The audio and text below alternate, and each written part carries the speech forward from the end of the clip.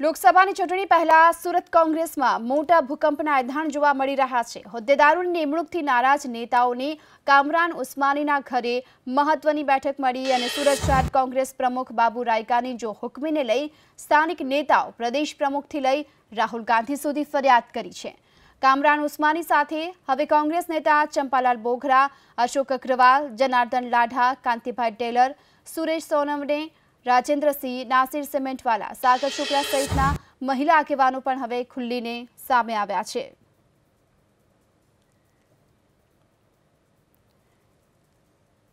તો સુરતમાં હાલમાં લોકસભાની ચૂંટણી પહેલા કોંગ્રેસમાં મોટા ભૂકંપના એંધાણ જોવામાં આવી રહ્યા છે। હોદ્દેદારોની જે નિમણૂક કરવામાં આવી હતી તેનાથી કોંગ્રેસના નેતાઓ નારાજ છે કે જેમને હાલ કામરાન ઉસ્માનીના ઘરે મહત્વની બેઠક કરી હતી અને આ સાથે જ શહેર કોંગ્રેસ પ્રમુખ બાપુ રાયકાની જો હુકમીને લઈ સ્થાનિક નેતાઓએ પ્રદેશ પ્રમુખથી લઈ રાહુલ ગાંધી સુધી ફરિયાદ કરી છે।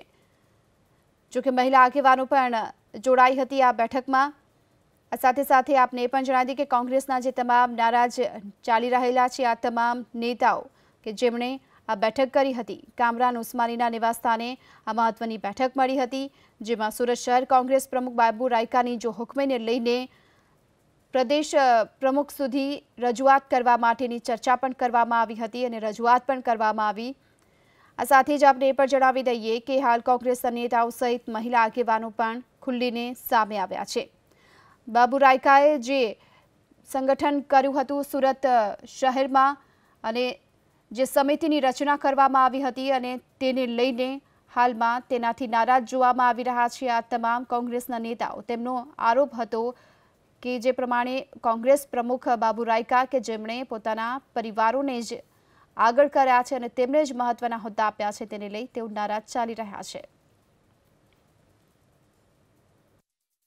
સુરત શહેર કોંગ્રેસમાં નારાજગી ચરમસીમાએ પહોંચી ગઈ છે। સુરત શહેર પ્રમુખ બાબુ રાયકાની જો હુકમી સામે હવે એક મોરચો ઉપસ્થિત થઈ રહ્યો છે। જો કે દ્રશ્યો જોઈ શકો છો તમે, કામરાન ઉસ્માની જે કોંગ્રેસના નેતા છે તેમની સાથે મોટી સંખ્યામાં અત્યારે હાલ કોંગ્રેસના અન્ય નેતાઓ પણ જોડાયા છે। પૂર્વ મંત્રી, પૂર્વ મહામંત્રીથી લઈને જે કોંગ્રેસને બેઠું કરનાર જે નેતાઓ છે, કાર્યકર્તાઓ છે, અત્યારે હાલ કામરાન ઉસ્માનીના નિવાસ સ્થાને મિટિંગનું આયોજન કર્યું છે અને તેમને થઈ રહેલા અન્યાયને લઈને આ પ્રમાણે એક મોરચો જાણે ખોલવામાં આવ્યો હોય એ પ્રમાણેના દ્રશ્યો જોઈ શકો છો।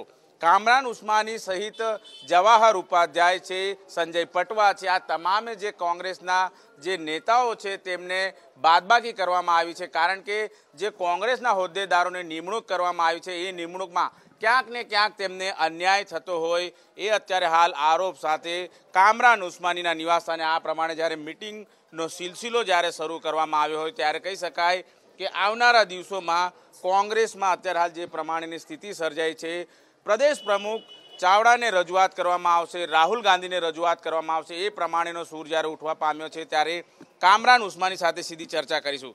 કામરાનભાઈ જણાવો, મીટિંગનું આયોજન શા માટે કરવું પડ્યું? ये जो मीटिंग आज मैंने किया, एक तो मेरा पहला बात है कि आज जन्मदिन है, मुझे मालूम नहीं था, सब लोगों ने केक वोक का बंदोबस्त किया। आज मैंने जो ये मीटिंग रखा है, ये मीटिंग नहीं, ये तो मेरे खास जो आगमान है हर समाज के, हर स्टेट के, हर प्रदेश के, उनको मैं चर्चा के लिए बुलाया था क्योंकि मेरे जो बाबू भाई ने ये बॉडी बनाया है वो बॉडी के अंदर मेरे एक भी आदमी नहीं, 4 आदमी खाली मैंने आज गिनती किया है, बॉडी की समीक्षा किया है जिसमें मेरे सिर्फ 4 आदमी को उन्होंने लिया है। तो मुझे ये बुलाने की ज़रूरत इसके लिए पड़ी क्योंकि मैं सामूहिक निर्णय लेना चाहता हूँ, मैं अपना कोई निर्णय मेरे आदमी पर थोपना नहीं चाहता। आज मैंने एक छोटी सी मीटिंग बुलाया है जो मेरे मेन कार्यकर्ता वार्ड वाइज और विधानसभा वाइज, लोकसभा वाइज जो मेरे एरिए के हैं, सब सूरत के, पूर्व के, पश्चिम के। इतनी नाराजगी नजर आ रही है?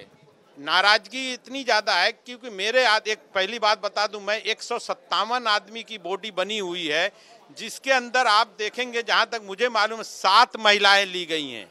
हम 50% की बिल ला रहे हैं लोकसभा में और 33% हम लोकसभा में इस समय टिकट दे रहे हैं, 50% हम कारपोरेशन में दे रहे हैं। ये बॉडी बनी कैसे है, कैसे पास हुई, वही हमारी समझ से बाहर की बात है। दलित समाज में आप देख लीजिए, दलित समाज से, मेरी समझ से सुरेश भाई ने जैसा मुझे बताया 5 से 6-7 लोग हैं। 157 आदमी में दलित समाज को इस तरह से लिया गया है। इसी तरह से हर समाज में आप उठा के देखिए तो हर कौन से समाज को प्राधान्य दिया गया, कौन से परिवार को?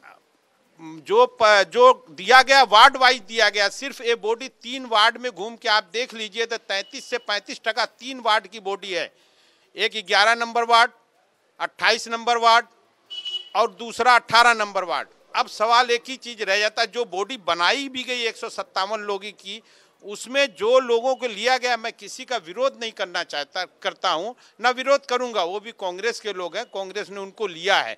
अच्छे लोग होंगे तो कांग्रेस ने लिया, लेकिन वहां पे जो दूसरे लोग कांग्रेस के नए वर्कर हैं, जूने जो कांग्रेस से जुड़े हुए हैं, वो बॉडी देखने के बाद ऐसा लगता है कि उनको उत्तेजना पैदा करने के लिए मेरे वर्करों या दूसरे भी ग्रुप के जो लोगों को नहीं लिया है, उनको क्या बोलते हैं, उसके लिए गुस्सा दिलाने के लिए ये बॉडी बनाई गई।